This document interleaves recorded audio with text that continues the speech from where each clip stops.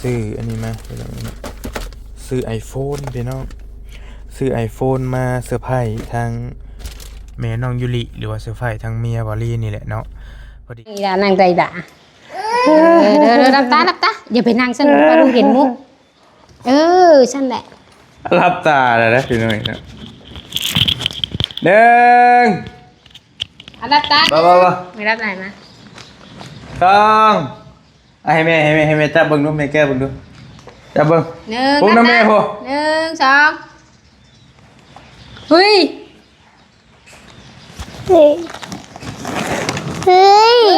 เอ้ย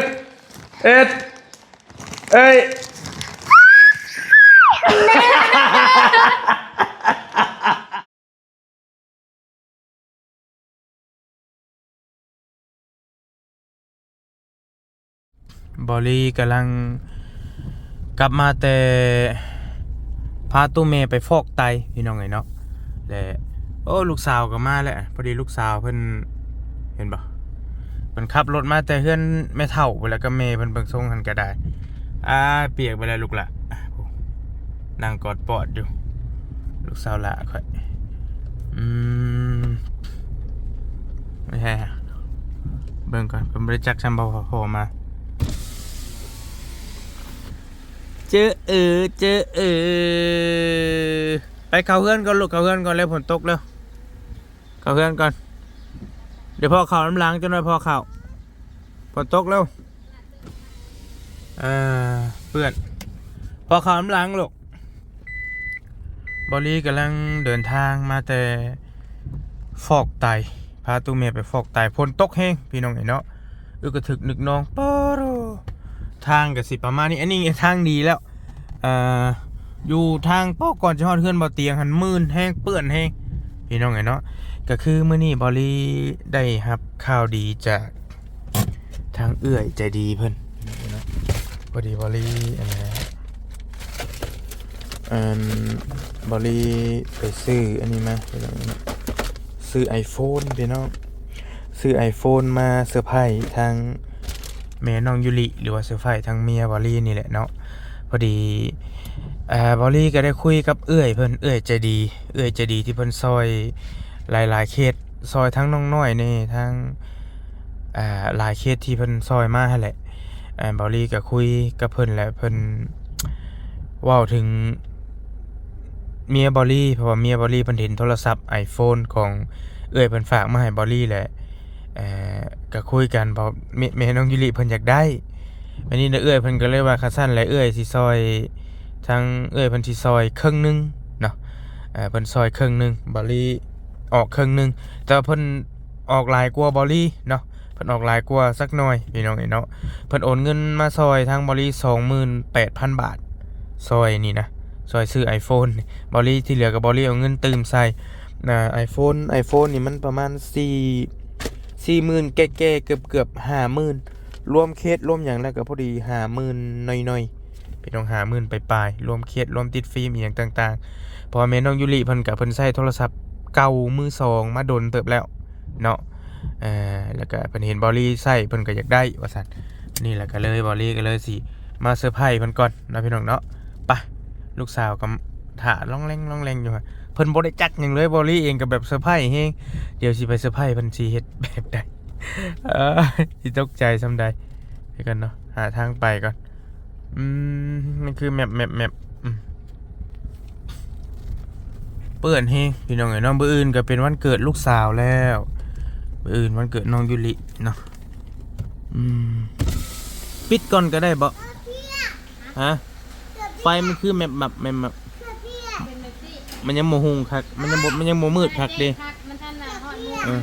มันยังลูกเสื้อเปียกมันก็ได้ปึ๊บอันไหนเห็นไหมพอป่ะไม่พออยู่ใส่ขึ้นไปเบิ้งยกอยู่โซฟาบ่ไม่ให้พอด้วยหรอกป้าฝนตกแห้งลืมไม้บ่หรือจังใดนี่สวัสดีก็ลูกละสวัสดีพ่อก็เสื้อเปียกอีหลามาแต่ใช่นี่มาแต่เพื่อนไม่ตู้บ่ปืนมันเกิดอีหล่าบ่ลูก วันเกิดยูริเนาะบืนเนาะวันเกิดน้องยูริบืนนี่พี่น้องเนาะวันเกิดลูกสาวพี่น้องฝนตกซับนี่กว่ารถนี่กะความเปื้อนเพิ่นสิว่าบ่เสื้อเปียกได้ไปเปลี่ยนนะลูกเนาะ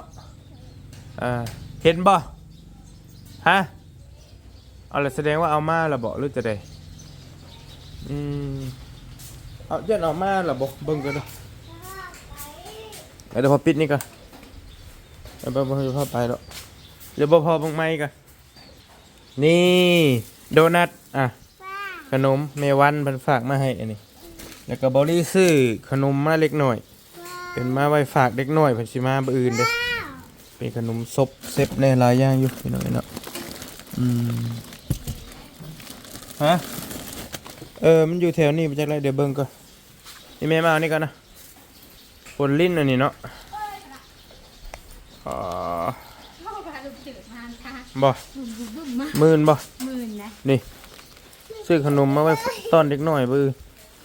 พี่น้อยเนาะเพราะว่าเปียกเลยบ่ลูกเนี่ยเพราะว่าลูกหลานมาบื้อพี่น้อยเนาะเปียกหมดเลยอันนี้นี่มักงอเลยไปขึ้นไปแก้กินนะแม่ไ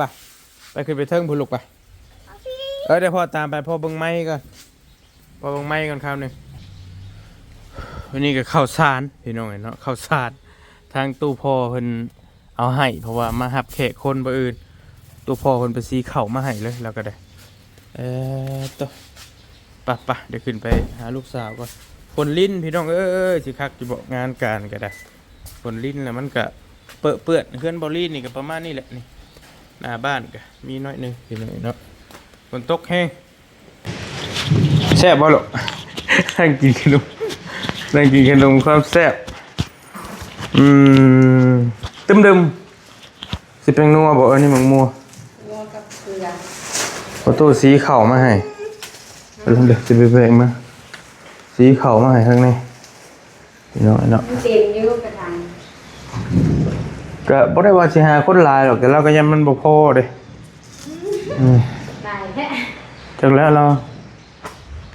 สีให้เอ็มหาอยู่นั่นจ้ะไปนั่งน้ำเมย์ไปลูกพอมีน้ำให้เห็นป่ะพอมีน้ำให้เห็นป่ะพอมีน้ำให้ได้คืออะไรจะได้ยังวันเกิดนะอะไรยังวันเกิดฮะเมย์ยับใครเมย์ยับให้เมย์ยับใครถอยไปน้ำเมย์ไปลูกที่เราอยากได้ยังพอมีนี่จะได้ยังเกาะ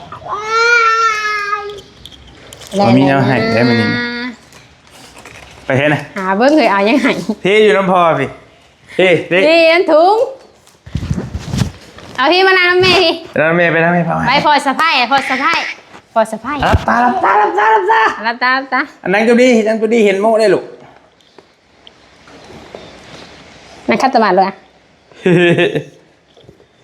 อันนั่งอีด่านั่งใจด่ารับตาอย่าไปนั่งฉันไปดูเห็นมุก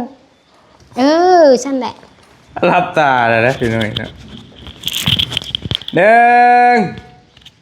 1รับตาบ้าไม่รับไหนมา2ให้แม่จับเบิ่งดูแม่แก้เบิ่งดูจับเบิ่งปุ๊บนะแม่พ่อ1 2เฮ้ย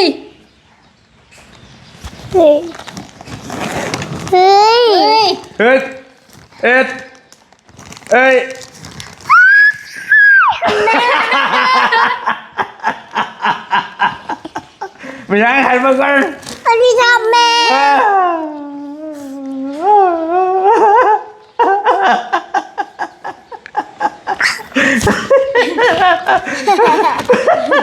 แม่เปิดก่อนเอาเปิดก่อนเ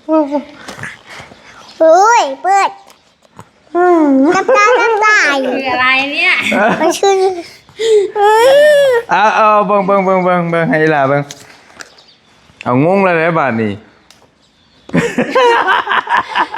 ลูกสะใภ้แม่นี่นะทำไมลูกสะใภ้แม่นี่เปิดเลยเปิดแล้วจักสะใภ้ไผบาดสะใภ้แม่สะใภ้แม่พ่อเป็นยูจับแม่พอทำแม่บ่เบิ่งลูกโทรศัพท์หยังน่ะลูกให้แม่แก้อีหล่ะแก้บ่เป็นเบิ่งแม่แก้ให้ โอ้เอาเอาเอาเอาเอาเอา ตกใจแน่นี่เอ้ยเอาอะไรเอาแบบนั้น เอาถึงทั้งตะลึงถึงจัง นี่แม่ แตกยันแตกลูกค่อยโอ้ยชา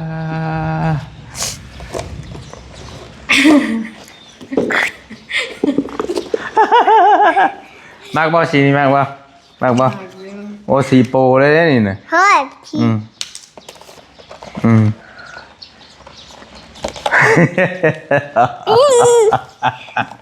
พอบอลี่หัน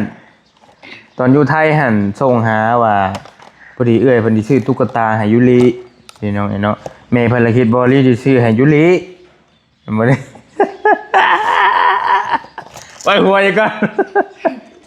ตกใจได้นี่นะได้หูอย่างได้นี่ เซอร์ไพรส์อีรอได้พี่น้องเซอร์ไพรส์แบบเซอร์ไพรส์แฮงอีดีรอนี่ก็เป็นของยูริคุณนายนี่นะ พอบ่ได้บอกเด้ จะคือว่าดีๆตกใจให้ฉันมือฉันมือให้ฉันประเทศ iPhone 17ก็คือกันกับเอ้ยเพิ่นส่งมาให้บรีหั่นแหละแกะเบิ่งมือสั่นแหละค่อยๆกล้องมันสำคัญเด้อย่าพอแก้เคสมาใส่เบิ่งดูลูกเดี๋ยวเจ้าน้อยยุรีเฮ็ดเป็นสีส้มก็ค่อยแก้ก่อนเดี๋ยวสิอธิบายให้ฟังล่ะ โอเคให้เริ่ม ตกใจให้ดีบ่อยู่กับมัน งงบ่ บาทเดียวงงเลย งงเลยเบิ่งดูอยู่มาบาทเดียวเนาะ ลองใส่เคสเบิ่งดูลูก ของยูริคุณได้นี่นะเบิ่ง ใส่เคสเบิ่งดู ไม่ใช่เบิ่งว้าว เคสก็เป็นสีชมพูค่อยๆใจเย็นใจเย็น เฮ้ยให้เริ่ม ชัน งามบ่เบิ่งดูเข้ากันบ่โอ้เพิ่นก็อยากลิ้นเปิดให้แม่เปิดเครื่องก่อนลูกให้แม่เปิดเครื่องก่อนเอาไว้เปิด สายมันน่ะลูกเดี๋ยวของอีหล่าก็มีเดี๋ยวพ่อจะเอามาให้ของอีหล่านะ ดีกับมี เวลาพ่อจะเอามาให้ หนาวหน่อยเลย เพิ่นคิดว่าเป็นของเพิ่นเอ้ยแม่พ่อแม่กำลังเปิดเครื่องอยู่เปิดเครื่องอยู่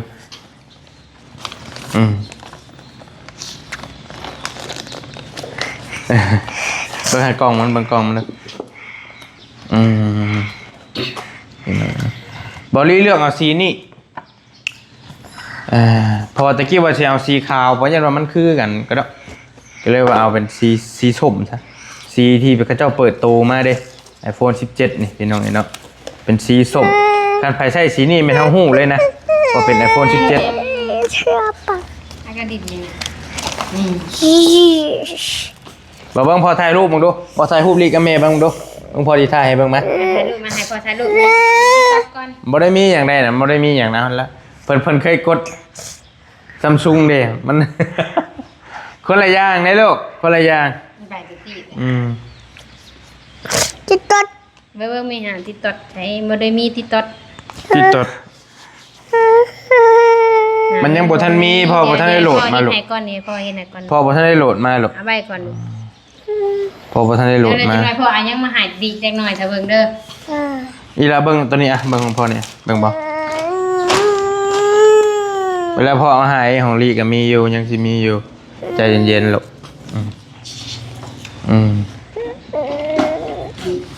มันกล่องมันเก็บไว้จะดีเด้อเอาไว้เพราะว่าอนาคตเอาไว้ใช้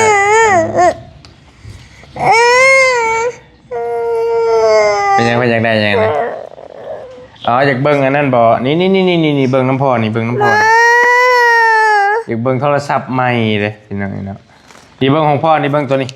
เดี๋ยวมา นี่คือของเมย์ เด้นี่พ่อจะให้เบิ่งนี่นั่นมาพ่อยังมันพ่อผิดไหม ชะ โอเคพี่น้องนั่งลงก่อนเนาะมันต้องเชื่อมอย่างหลายอย่างอย่างนี้เชื่อมมันใหม่เลยนั่งลงมานี่ลูกนั่งลงโอเคต้องอันน่ะเบิ่งพอสิถ่ายรูปให้เบิ่งงามบ่ลีกับเมนี่ ยิ้มบ่ โอ้กล่อง iPhone 1 2 3 1 2 3โอ้โหโอ้ โห โอ้โหสวยมากเลยนานาใครเนี่ย ให้หนู หนูบอกเอ้ยจ้ะลูกอันนี้เลยจ้ะ กินลูกนั่งจบดีลูกนั่งจบดีนั่งจบดีบืนมันเกิดลีแมนบอโอเคก็อย่าดื้อบัดนี้ลูกอย่าดื้อจักปีบืนนี่ลูกอายุจักปีครบจักปี 3 ปี บอกพ่อแล้ว 3 ปี 3 ปีโอเค3 ปีเนาะ โดย กับจักชีว่าในใดพี่น้อยกับนี่ก็ถือว่าเป็นของขวัญอีกชิ้นหนึ่งที่บริซื้อมาฝากจริงๆก็ตั้งใจว่าสิเก็บเงินอีกก่อนจังที่ซื้อหั่นนะแล้ววันนี้แหละคุยกับเอื้อยเพิ่นเอื้อยใจดีเพิ่นนี่แหละตัวสิเอามาแก้เบิดทุกอันบ่ลูกพอแล้วลูกละ เต้นให้พ่อฟังดูเฮ้ยเฮ้ยเฮ้ยนางลงมาเนี่ยนางลงงามบัดนี้นางลงงามก่อนนางลงงามก่อนลูกนางลงก่อนนี่ทับนี่มาเบิ่งพี่ก็ได้โอเคนะเบิ่งเลยโอเคเดี๋ยวพ่อเบิ่งให้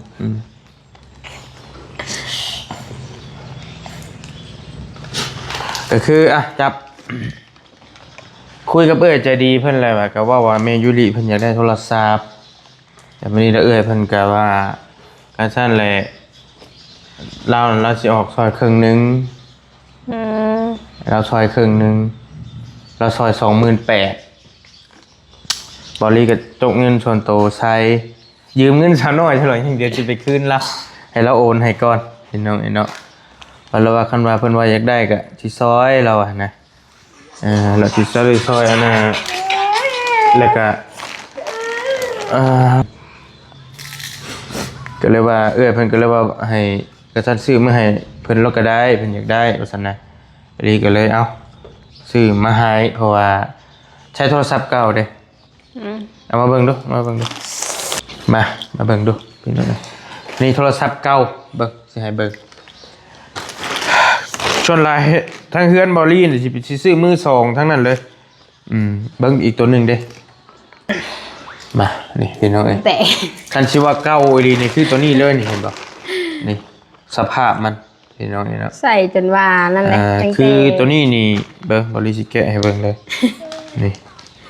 บริตัวบริอัมพี่น้องนี่เนาะ Samsung A71 นี่จอมันนี่พี่น้องเบิ่งเลยนี่รุ่นแบบมันทะลุแล้วนะมันทะลุทั้งในไปเลย Samsung A71 แต่ว่าตะกี้นี่แหละเครื่องดั้งเดิมแม่น้องยุริเพิ่นใช้นะ แต่ซื้อมาแต่ไทยพุทธและบอลลี่ซื้อโทรศัพท์ใหม่กับบอลลี่ก็ใช้มือ2คือกันแหละบอลลี่ก็เลยแปรพันเอาตัวนี้มาให้ใช้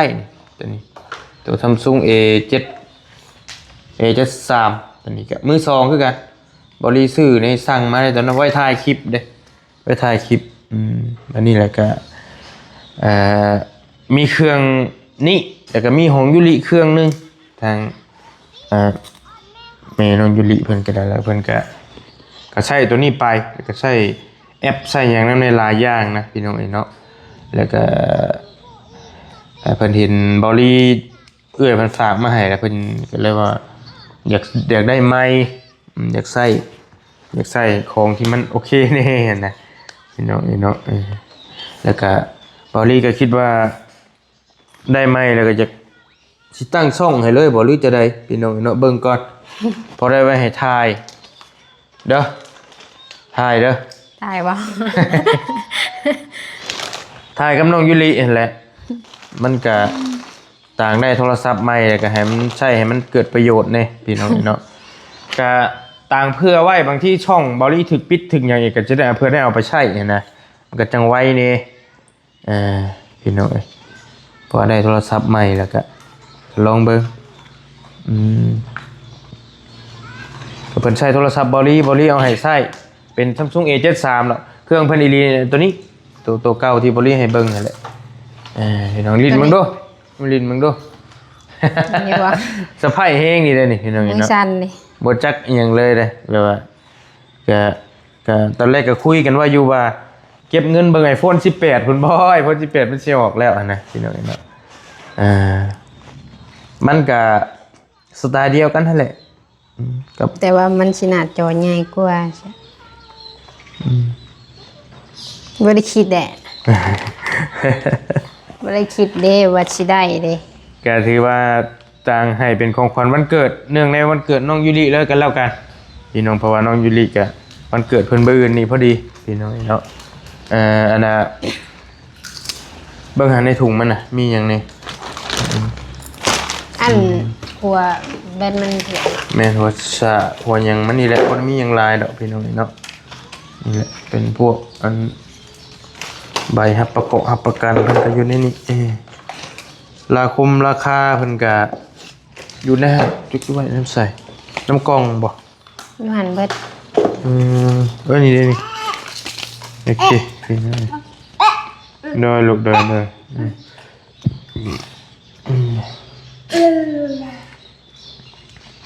ราคาเครื่อง iPhone อีหลีนั่นมันตกอยู่ 48,900 นี่พี่น้องเนาะ40,000โดย 48,900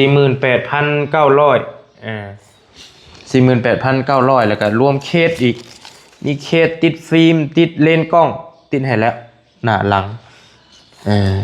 ซื้อเคสในเคสกับบริเลือกให้เบิดเลยนะพี่น้องเนาะได้อยู่บ่เคอยู่บ่ โอเค ว่าเป็นสีชมพูเด้แต่ตัดกับสีส้มเนี่ยพี่น้องเนาะถามว่ามันบางคนก็บ่มักสีนี่บางคนก็มักมันเป็นสีที่แบบว่า สีเปิดโตซะโดดเด่นพี่น้องแต่ว่าถามว่าสีขาวมันคักกว่าว่ามันจะอาจจะสว่างกว่าแต่ว่ามันสิคือกับของมอลลี่พดก็เลยว่า จำดงกันบ่ ยังมันก็เลยเอาเป็นสีนี่ซะมันก็เป็นสียอดฮิตอยู่อีกสีหนึงคือกันเป็นสีส้มพี่น้องเนาะแต่ว่ากันยังสิตั้งนี่ยังให้เพิ่นหลายอย่างอยู่มันยังบ่ค่อยลิ้นอีกพี่น้องหนึ่งมา ครั้งแรกในชีวิตแต่ ครั้งแรกในชี ดี ครั้งแรกในชีวิตแล้วตั้งแต่เกิดมาแต่แบบคิดอยากไล่อยู่แต่แบบหาเงินบ่ไล่เลย ป๊าดต๊อกไปหาเงินซื้อ iPhone พี่น้องเนาะเอาเฮ็ดงานแต่ก่อนถ้าสิว่าจะได้ก็บ่แม่นเว้าดอกเพื่อจะฮอด 4-5 หมื่นนี่ก็โอเคแล้วพี่น้องได้แล้วก็ได้บัดนี้นี่ก็บ่มีหยังหลาย ไว้ใส่ไว้ซอยมันก็นี่เก็บไว้จบดีสายมันนะ หัวมันมีบ่ บ่มีแต่เฮาใช้กับ Samsung ก็ได้ตัวนี้นะมันเพิ่นเฮ็ดถูกกันแล้วเพิ่นถามอยู่ว่าสิเอาบ่หัวมันต้องได้ซื้อเอาอีกต่างหากอีกแหละมันเป็นแบบว่าเป็นหัวการค้าเพิ่นนี่ลีแบบเพิ่นเฮ็ดมาซุมื้อนี้มีแต่ทรายในจากศูนย์มีแต่ทรายแล้วก็เคสนี่ต้องไปซื้อเอาไม้ฟิล์มเอาไม้แล้วก็ บ่มีแถมบ่ บ่ค่อยมีเลย ปลา บ่ซื้อในศูนย์เด้นี่ศูนย์ในศูนย์นี่บ่คันห้างทั้งนอกนี่อยากแถมเยอะศูนย์จะ เมื่อเดือด ก็เรียกว่าแล้วแต่บ่เฮาก็บ่จักบ่ครับว่าจะเบิ่งลิ้นคือกันบ่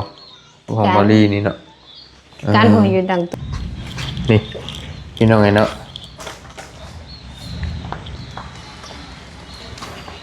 นี่ของมอลลี่นี่สีเอื้อยเพิ่นฝากมาให้ตัวนี้สีนี้นี่เป็นของแม่น้องยูรินี่ตัวนี้ของมอลลี่หน้าจอมันก็ตัวนี้ศูนย์ไทยก็มันก็อันเดียวกันนั่นแหละนี่พี่น้องเนาะตาเดียวกันเลยนี่เรียงต่างๆเนี่ยพวกอันเดียวกันหมดเลยกล่องแก้มมันกับตัวเดียวแค่คนละสีดิสินะความหมายว่านี่นี่ คือกันปะ เอาคือกันบ่มานั่งคิดดูมั้ย ไพ่งามตัวได้งามตัวได้งามเลย ตัวนี้งามบ่นี่งามบ่งามแล้วของเมย์เพิ่นบ่ไปนั่งนะเมย์ไปลิ้นมึงไปอ่ะเดี๋ยวนั่งลงงามๆลงงาม เดี๋ยวพอเอาก่อนมาหายดีอันนี้ เอาไม้นิดตอด ห้องที่แล้วนั่งร้องกันทำงานคนหูเลยนั่งร้องอะไรดิเอาไปมาแหละ โอเคก็ประมาณนั้นแหละลองลิ้นลองใช้เบิ่งก็ยังบ่อยากลื่นไปได้ดอกเพียงแต่ว่าเพิ่นก็ได้ลิ้นน้ำของบอลลี่แน่แล้วก็ลองให้ลิ้นเบิ่งแน่ละพี่น้องเนาะ เดี๋ยวเอากันนะพ่อ น้องมีแท้แอบลูกสาวกันติ ซึ่งเวลาเพิ่นแบบ ประมาณนี้แหละพี่น้องคือกันอันเดียวกันเลยตาเดียวกันใช่ว่ามันคนละสีซื่อแต่ว่าอันนี้เอ้ยมันซื้ออยู่ลาวนี่ซื้ออยู่ลาวอันนั้นบ่ที่ซื้ออยู่ไทยศูนย์ไทยเด้ศูนย์ลาวศูนย์ไทยแต่ก็อันเดียวกันนั่นแหละอันเดียวกันคือกันฝนลิ้นแหละพี่น้องเนาะ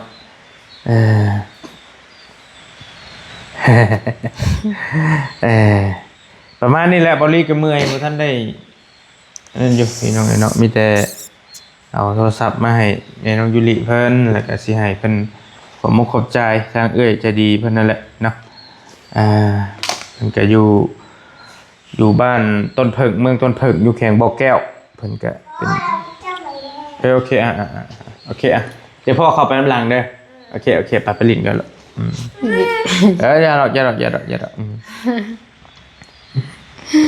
แน่แล้วฝากขอบมุกขอบใจเอ้ยเพิ่นแน่เด้อโดยเอาหนบมือ โดยก็ขอบุญกับใจเอ้ยหลายเด้อให้อยู่ดีมีแฮงขอให้ร่ำรวยให้ด้วยการงานขอเป็นเงินเป็นคำเด้อขอสุขภาพเข้มแข็งแข็งแรงปรารถนาสิ่งใดขอไล่สิ่งนั้นเด้อการงานแม่น้องอยู่ดีกับจักชีว่าในไหนว่าบ่เป็น ตื่นตันไปเบิดเดี๋ยวนี้นะจังไดก็ขอบุญคุณหลายๆเด้อสาธุเชื่อหลายๆเลยเคยเว้าได้แหละพี่น้องเนาะก็ไว้ใช้ค่อยว่ากันฉันไปเบิดจักเว้าบ่ออกโอเคก็ดีแล้วพี่น้องเนาะก็เอาไว้ใช้จริงๆว่าสิรอ iPhone 18แต่เขาเจ้าว่ามันสิอัปเกรดราคาขึ้นอีกบ่รู้จังใดแต่ว่ามันก็หึงแน่นะนี่แหละเพิ่นว่าสิซื้อให้ก็เลยว่าโอเคแล้วเอาฟ้าก็เหลื่อมบัดนี่แมปแล้วป้าอยู่ดีมีแห้งสบายดีแต่จังว่ากันได้พี่น้องได้ลาไปแล้วโดยเจอกันเจ้าพี่น้องเด้อวันเกิดลูกสาวบื้นไปบ้างกันมาลินมาสบายดีป่ะนี่1 2 3สบายดีโอเคลูกเอาแล้วใบสวยๆใบสวยใช่ไหมพี่โอ้ยโอเคปิดลูกปิด